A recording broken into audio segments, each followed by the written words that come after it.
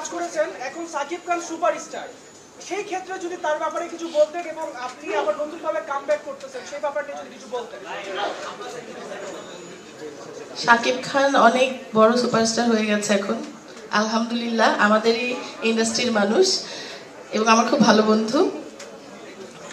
আমি চাই ও আরো বড় হোক, আরো উপরে উঠুক, কারণ ওর অবদান অনেক এই ইন্ডাস্ট্রির জন্য। ও অনেক কষ্ট করেছে ইন্ডাস্ট্রিতে, আমি দেখেছি যে ও শুটিং এর সময় কখনো বসেনি, যে একটা পানি পর্যন্ত খায়নি। ও মানে কাজের উপরে অনেক সিরিয়াস। যখন ওর একটা কাজ প্রথম যখন আমার সাথে কাজে এসছে, ও তো নতুনই ছিল, সো তখন আমি অনেক সময় অনেক শর্ট দিয়ে আমার দিকে তাকাতো যে শর্টটা হয়েছে কিনা, তাহলে হ্যাঁ খুব সুন্দর হয়েছে, আরেকটা দিলে ভালো।